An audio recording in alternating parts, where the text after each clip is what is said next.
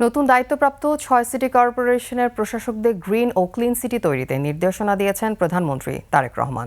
মঙ্গলবার সচিবালয়ে দায়িত্বভার গ্রহণের পর প্রধানমন্ত্রীর সঙ্গে সাক্ষাৎ শেষে ৬ প্রশাসকের প্রতিনিধি হিসেবে ঢাকা দক্ষিণ সিটির প্রশাসক আব্দুস সালাম এ কথা বলেন। উন্নয়নমূলক কাজ থেকে শুরু করে এবং আমাদের জনগণ যাতে প্রকৃত সেবাটি পায় তাকে নিশ্চিত করার জন্যই আমরা কাজ করব। এবং আমাদের এখানে যে সমস্যাটা সবচেয়ে বড় সেটা হলো আপনার ময়লা বর্জ্য, রাস্তাঘাট ভাঙচুর বিভিন্ন এগুলোকে আমি প্রথমে অপসারণ করব এবং কি ক্লিন সিটি হিসাবে এবং গ্রিন সিটি হিসাবে আমার নেতা প্রধানমন্ত্রী জনাব তারেক রহমান বলেছেন, আমি সেটার উপরে প্রথমেই কাজ করব ইনশাল্লাহ। দর্শক, এই মুহূর্তে সচিবালয় থেকে যুক্ত হচ্ছেন সহকর্মী সাদাত হাবিবি সেতু আশা করি শুনতে পাচ্ছেন। সেতু, সচিবালয়ে একাধিক বৈঠকের কথা আমরা আজকে জানতে পেরেছি। সেই বৈঠকগুলোতে কি কি বিষয় নিয়ে আলোচনা হয়েছে এবং কি কি বিষয় নিয়ে বেশি বিস্তারিতভাবে কথা হয়েছে সে বিষয়ে আমাদেরকে জানান।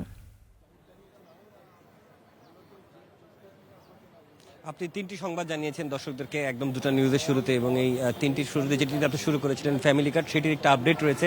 আপনি দর্শককে জানিয়েছেন 10 মার্চ মাননীয় প্রধানমন্ত্রী তারেক রহমান তার নেতৃত্বেই তিনি আসলে এই কার্যক্রমের উদ্বোধন করবেন এবং তিনি একটি উপজেলায় যাবেন বলে আমাদেরকে সমাজ কল্যাণমন্ত্রী জানিয়েছেন যে তিনি নিজে স্বয়ং 10 মার্চ কোনো একটি উপজেলায় যাবেন এবং সেই উপজেলা 13টি উপজেলার কথা বলা হয়েছে এবং সেখানে তিনি যে এই কার্যক্রমটি শুরু করবেন এবং এখানে তিনি বাছাই প্রক্রিয়ার ক্ষেত্রে সমাজ কল্যাণমন্ত্রী যেটি জানিয়েছেন যে এটি কোনো দৈবচয়ন ভিত্তিতে বাছাই করা হবে না। একটি উপজেলা বা একটি ওয়ার্ডের যেই নির্বাচিত যেই অংশটিকে তারা নির্ধারণ করবেন সেই নির্ধারিত এলাকায় একজন সরকারি প্রথম শ্রেণীর কর্মকর্তা তিনি আসলে ওই এলাকার যত দুর্দশাগ্রস্ত মানুষ রয়েছেন তাদের উপরে যারা ফ্যামিলি কার্ড পাওয়ার জন্য যোগ্য ২৫০০ টাকার জন্য যাদের আসলে প্রয়োজন তাদেরকে তালিকা করা হবে এবং সেই তালিকা থেকে সবাইকেই দেওয়া হবে। কোনো নির্দিষ্ট দলের বা মতাদর্শের বা কোনো নির্দিষ্ট গোত্রের মানুষকে কোনোভাবেই আসলে এই ফ্যামিলি কার্ড দেওয়া হবে না বলে তারা এটি নিশ্চিত করেছেন। দ্বিতীয় বিষয়, সাংবাদিকদের পক্ষ থেকে প্রশ্ন ছিল অর্থ বছরের মাঝামাঝি সময় যেহেতু আমরা রয়েছি এর অর্থায়নটা আসলে কিভাবে হবে, এবং সেখানে বলা হয়েছে যে অর্থ মন্ত্রণালয় থেকে, আপনি জানেন যে অর্থমন্ত্রী দায়িত্ব পালন করছেন আমির খসরু মাহমুদ চৌধুরী, তিনি তার যে মন্ত্রণালয় রয়েছে সেখান থেকে যে থোক বরাদ্দ থাকে মন্ত্রণালয়ের সেখান থেকে এটির অর্থ সংস্থান করা হবে এবং পরবর্তী বাজেটে আসলে সেগুলো বাজেটিয়ারি কাঠামোর মধ্যে রাখা হবে।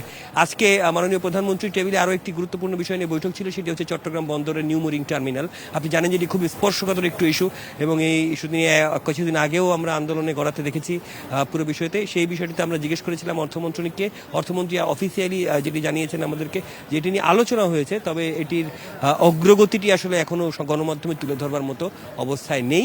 আর ৬ যে প্রশাসক সিটি কর্পোরেশনের তারা এসে দেখা করে গেছেন এবং প্রধানমন্ত্রী তাদেরকে গ্রিন সিটি সেটির ব্যাপারে যে উদ্যোগ নেওয়া সেই উদ্যোগ নেওয়ার ব্যাপারে বলা হয়েছিল এবং মূলত ভোগান্তি সড়কের অব্যবস্থাপনা এবং মশার অব্যবস্থাপনা এটি খুব প্রকটভাবে তাদের কথায় উঠে এসেছে। এর বাইরে গ্যাস সংকটের যে কথা দিচ্ছে সেটিতে তাদেরকে প্রধানমন্ত্রী জানিয়েছেন যে এটি আসলে রাষ্ট্রীয় সমস্যা, রাতারাতি এটি আসলে সিটি কর্পোরেশন চাইলেও আসলে গ্যাসের সমস্যা সমাধান করতে পারে না। বাকি তার হাতে যেগুলো করণীয় রয়েছে ঈদের আগে সেগুলো তারা করার চেষ্টা করবেন। 7 দিনের মধ্যে তাদের কাছে কর্মপরিকল্পনা চাওয়া হয়েছে এবং এই 7 দিন পরে তাদেরকে 180 দিনের বিএনপির যে শুরু থেকে ক্ষমতা আসার পর থেকে যে কর্মপরিকল্পনার কথা শোনা যাচ্ছিল তাদের কাছে ক্ষমতা আসার পর থেকে যে এবং তার যাচাই বাছাই শেষে সেটি আসলে মাঠ পর্যায়ে তারা কতটুকু বাস্তবায়ন করতে পারবে সেই পারফরমেন্স 6 মাসের নাগাদ একটা বিচার বলতে আমি বোঝার চেষ্টা করেছি একটা পর্যালোচনা হয়তো বা করা হবে বলে তারা জানিয়েছেন। তো সচিবালয় এই ছিল। এর বাইরে আপনি জানেন যে স্বরাষ্ট্র মন্ত্রণালয়ের পক্ষ থেকে গত ফ্যাসিজমের যে আওয়ামী লীগ শাসন আমল 16 বছর সেখান থেকে প্রায় 1000 খানেক মামলা প্রত্যাহারের ব্যাপারে আনুষ্ঠানিক যে সিদ্ধান্ত সেই সিদ্ধান্তটি ব্যাপারে আমরা আসলে জানতে পেরেছি। এই ছিল আমাদের কাছে আপডেট এবং একটি জিনিস জানিয়ে রাখা ভালো যে আজকে যারাই প্রধানমন্ত্রীর সাথে কথা বলেছেন তারা বাইরে এসে গণমাধ্যমের মধ্যে শুধুমাত্র সমাজ কল্যাণমন্ত্রী আনুষ্ঠানিকভাবে কথা বলেছেন, আর কেউ কিন্তু গণমাধ্যমের সামনে কোনো প্রশ্নেরই কোনো ইস্যুতেই কথা বলেন নাই। এই ছিল আমার কাছে সবশেষ খবর। সেতু, আপনাকে ধন্যবাদ।